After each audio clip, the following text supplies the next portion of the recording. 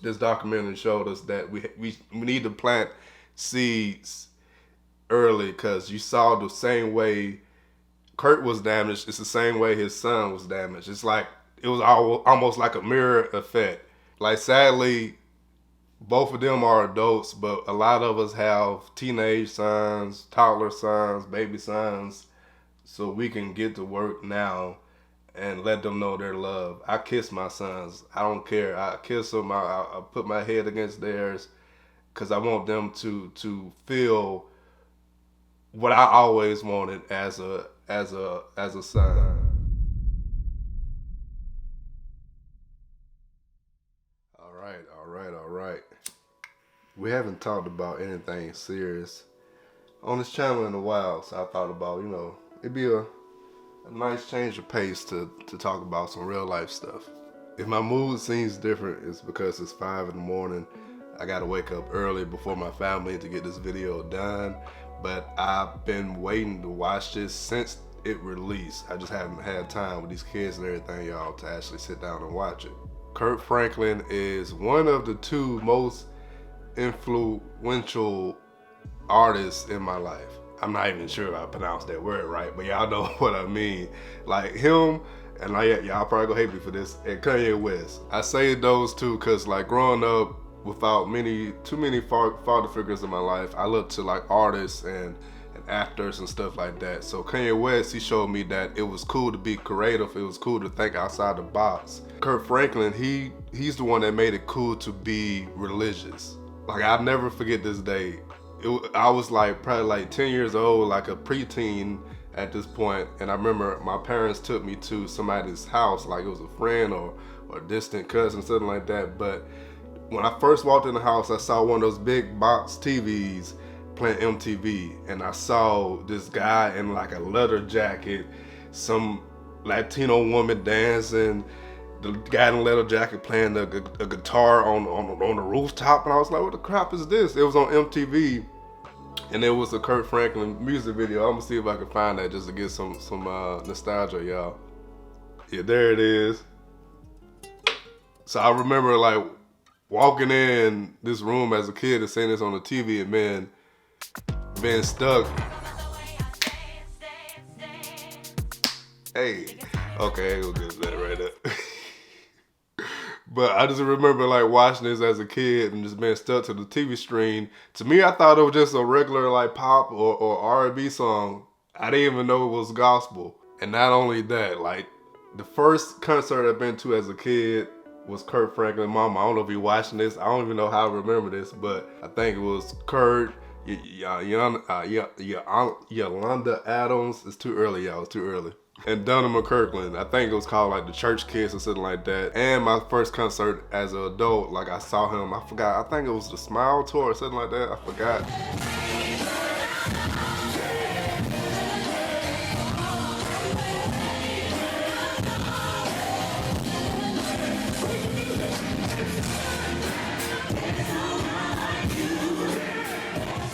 That's enough about talking about Kurt. Let's go ahead and watch what he's talking about. I do have to say, I don't know if he's gonna talk about the incident with his son. We're gonna get serious here in a minute, but man, that was the funniest thing I've ever seen in my life, man. Like, he cussed his son out like an old grandma, y'all. I've been homeless. I bathed in a church bathroom. Won 19 Grammys. Had a career that was beyond my imagination. I've survived death several times, endured public shame, but nothing could prepare me for what God had in store for me in 2023. I was born Kirk Smith. I was raised in a neighborhood called Riverside in Fort Worth. Low-income community, pimps, prostitutes, clubs on the corner, I'm in Dallas. liquor store right around the corner from the house. I would go to church every Sunday with the woman that adopted me, Gertrude. She adopted me when I was 4, and she was 64. She didn't have any children, but she was a distant relative. There was never a time that I don't remember not knowing I was adopted. It was always a part of the framework of who I was. I don't remember having birthday parties when I grew up. I don't remember cakes and candles and gifts. I wasn't raised with siblings. I wasn't raised with cousins. I wasn't raised with relatives. I lived by myself. I was raised alone. It was horrible. I would see my biological mother, Deborah, maybe once or twice a year. When mostly non-African American kids get adopted, they are going through a system. They don't really know their mother or father for the most part. And so even though they know that they were abandoned and given up for adoption, at least they have a womb that at least gets a scar. But when you come from these marginalized communities and you see your biological parents 2 or 3 times a year, it's a scar that never gets to heal because every time they leave, they're ripping that scar. So you grow up with a lot of rejection issues. You grow up with a lot of, why am I not good enough to go with you? And so it was a very lonely life. And the only thing that was my constant also was there was a small piano in the front of the house. That was the beginning of my relationship with God as a little boy. And I spent a lot of time climbing up on the roof of that small house and looking up in the stars every night and just talking to God.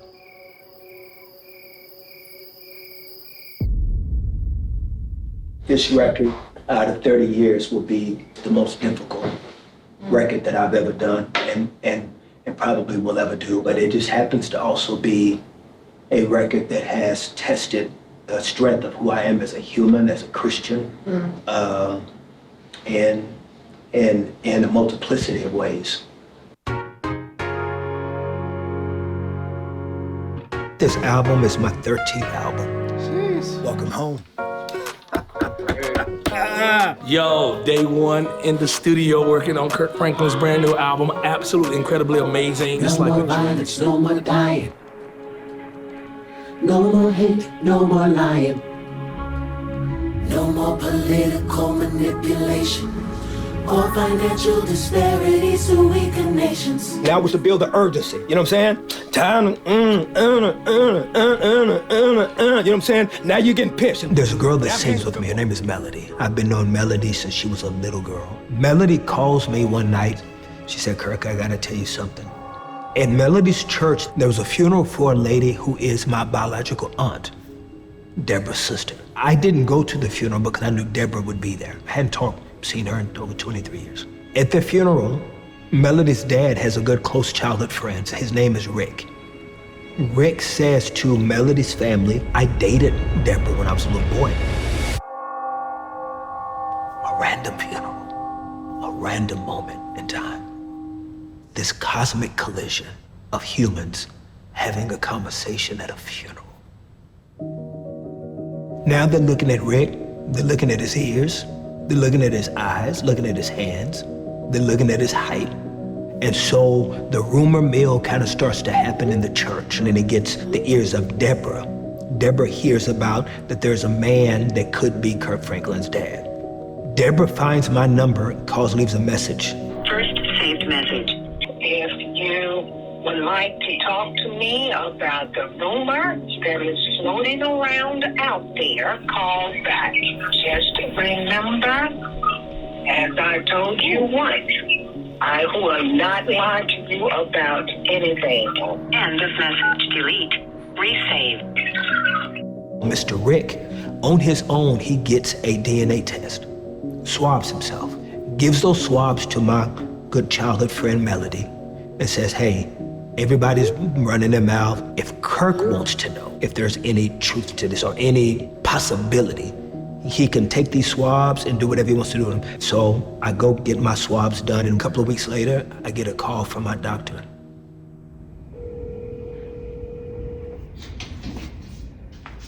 Hello. Hey. Hey, sir. How are you? I'm doing good. Okay, so let me give you these results and not beat around the bush. It says the results are probable paternity 99.99999%. Percent what? Yes, he's your father.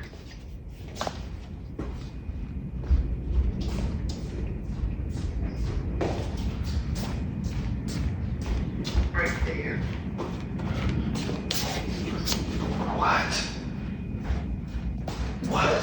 It's here. What? What? What? Yeah, 99. What? Yeah. What? What? What? What? This man is my father? This man is my father? My mama lied to me again? I buried the man I thought was my father. I flew to Houston and made peace with him, but in 2017, I got an anonymous phone call that he was dying of cancer. His name's Dwight. I said to him, you know, I'm told that I'm the biggest selling gospel artist in history. I'm told that I've done this, the first of this, the first of that I've won more this than that, more than that. But because I did not have you to tell me who I was, I've always been the most insecure man in the room. And he looked at me, he said, I understand what you're saying. Yeah. Yeah, I understand what you're trying to say. That's all he could give me. Wow, bro. He couldn't give me anything else. And I had to take it. And that was my last time seeing Dwight. Tammy, I'm adopted. I'm adopted, and I've lived my whole life trying to figure out who you are. I am. I'm saying that I have hated one man my whole life. I know, and you were hating the wrong. And he didn't deserve it. This man went to his grave. But you had only the This man went to his grave. I gotta process this moment.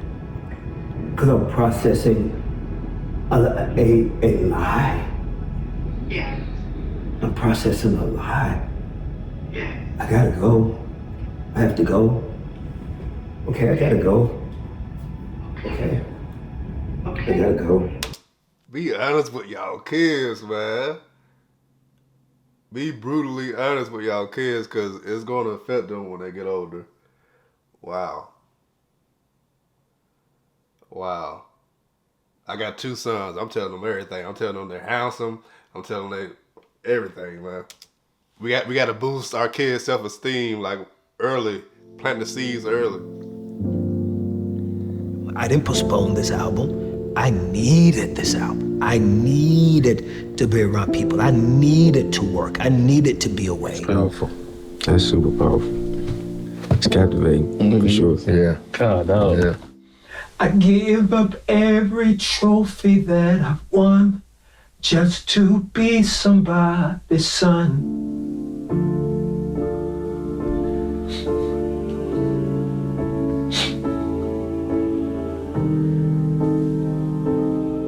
I'm running. I can't, wait a minute. I think that I'm just still feeling the numbness of just being lost in the moment of what does this mean? What am I supposed to do moving forward with this?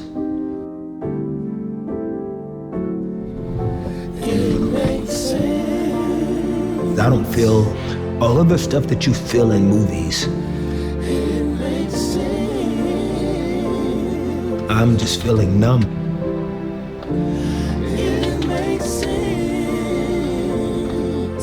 And at the same time, I'm also preparing my heart. This man lives down the street from my recording studio. He lives in the same city that I work in. His house is adjacent to a house that my youngest son would go play at when he was in high school. Oh my gosh. I'm just panicking. Gentlemen.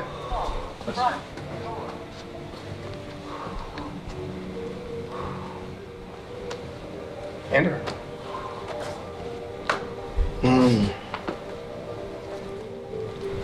I'm Rick Hubbard. Hey, my name's Kirk. You know, I see him.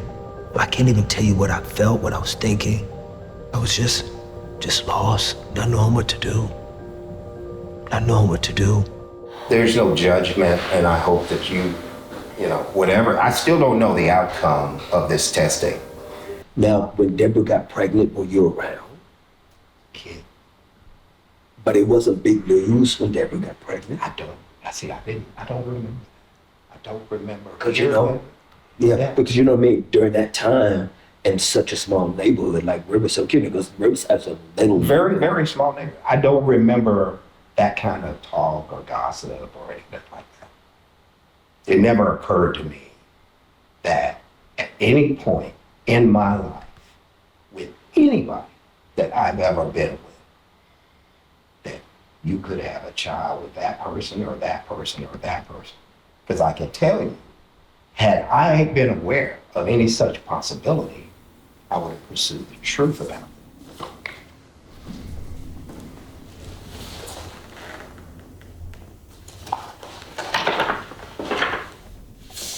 Test results.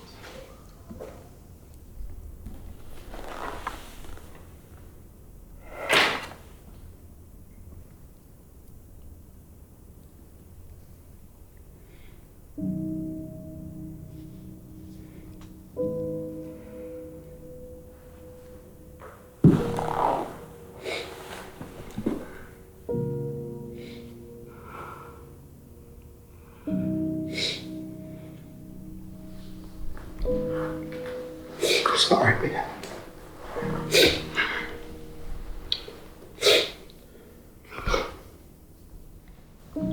It's not your fault. You didn't know. I'm sorry. Hey, didn't know. I didn't, man. And had I known, you would have known. And I would have been a... You didn't. He didn't even know. He didn't even know he had a son. And I didn't even know I had a father. That close. I was that close. I was that close to having a daddy.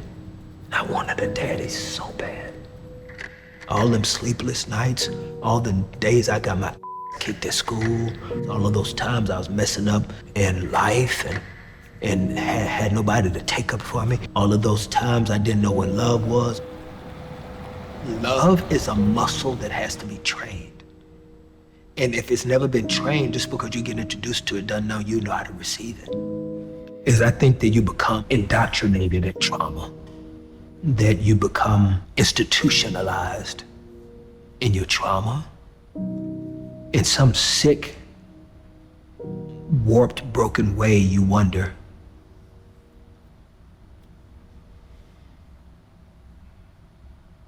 who am I well? 'Cause I've only known me broken.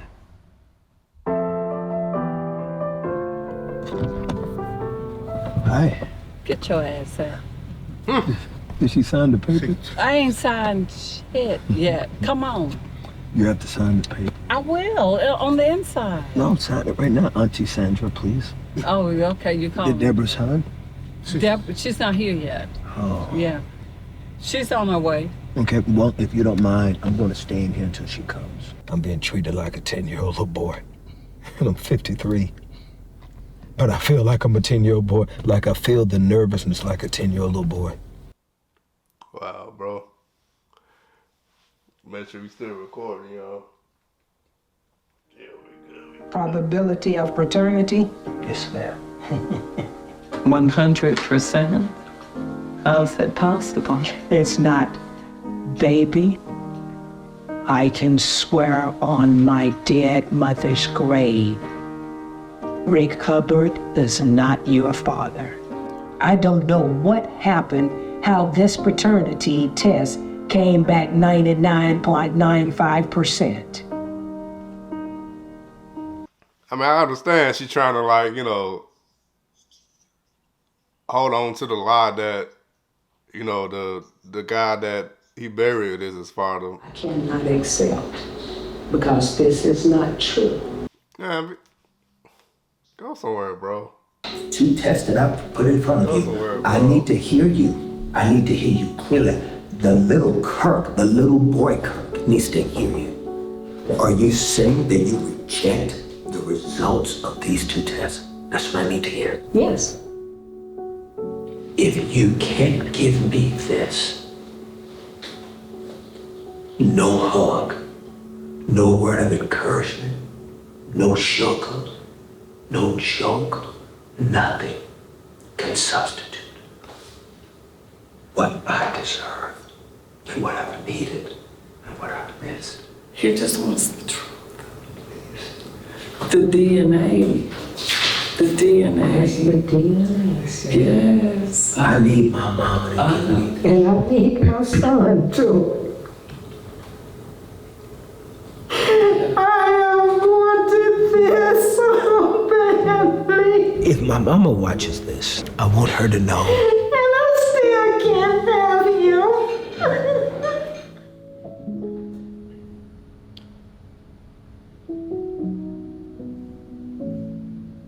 That I have lost so much not having you. Y'all, I told y'all it was too early for me to be doing this. Starting at 5 and it's 6 o'clock now. I gotta go get my girls ready for school. I'm gonna take this as somebody like doesn't want me to say this, so I'm gonna say it anyway. I was gonna say like because it stopped. I think I just checked the recording and it stopped at the point where he had a conversation with his mother. Just to fill you in what was missing, he had a conversation with his mother, and then it turned into like the moment I was waiting for when he talked to his son. There's no way that I could talk about a son meeting a father, and a father being introduced to his son for the first time in 53 years, and not address the challenges that I've had with my son. Do you want to know about what I'm about to share with you? It already hurts and I don't even know what it is. Every text message I've sent you hasn't been responded to. Well, I know we got a lot of other things that we have to deal with and address, but I have something that I think that when you find this out, it's going to be life-changing. 99.9%. He's your father.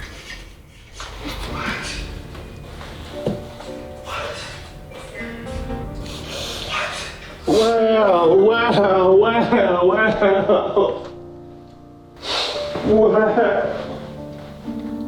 There's nothing I ask God for every single day I wake up.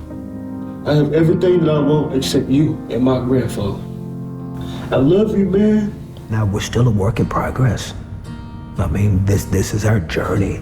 This is going to be our journey for a while. I know somehow how the story will end. And then Kirk kind of brought it back full circle around to like his story relating to all the other black men.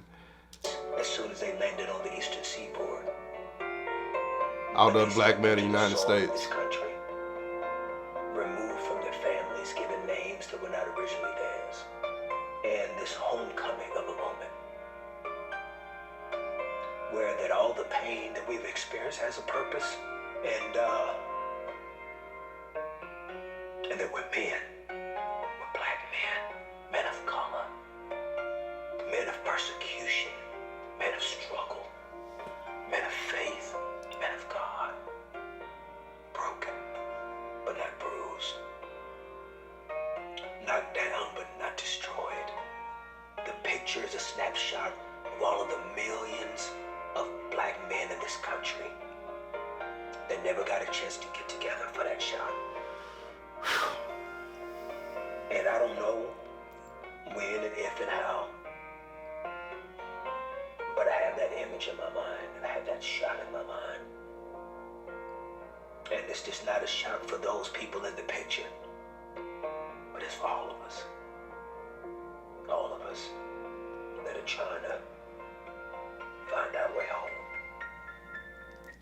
So that's what was missing mostly from when the recording stopped, y'all.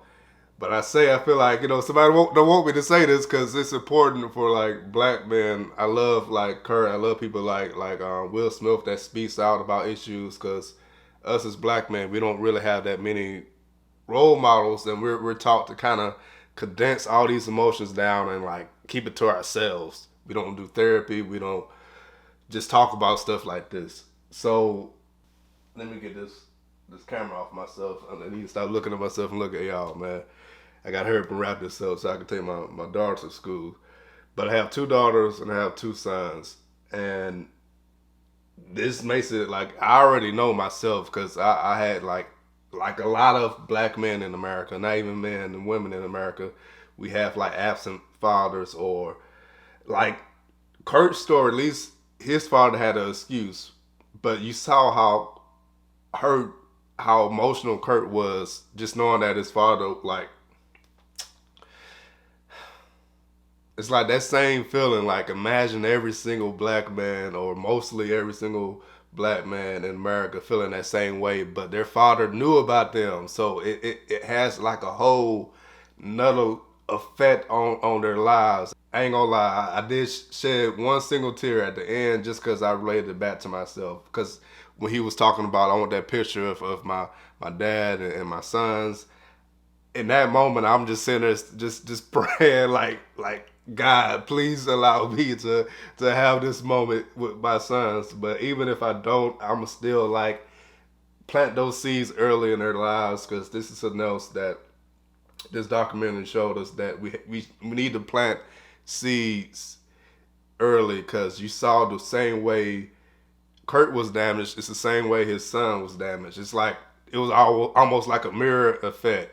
Like, sadly, both of them are adults, but a lot of us have teenage sons, toddler sons, baby sons, so we can get to work now and let them know their love. I kiss my sons. I don't care. I kiss them. I put my head against theirs, because I want them to feel what I always wanted as a son.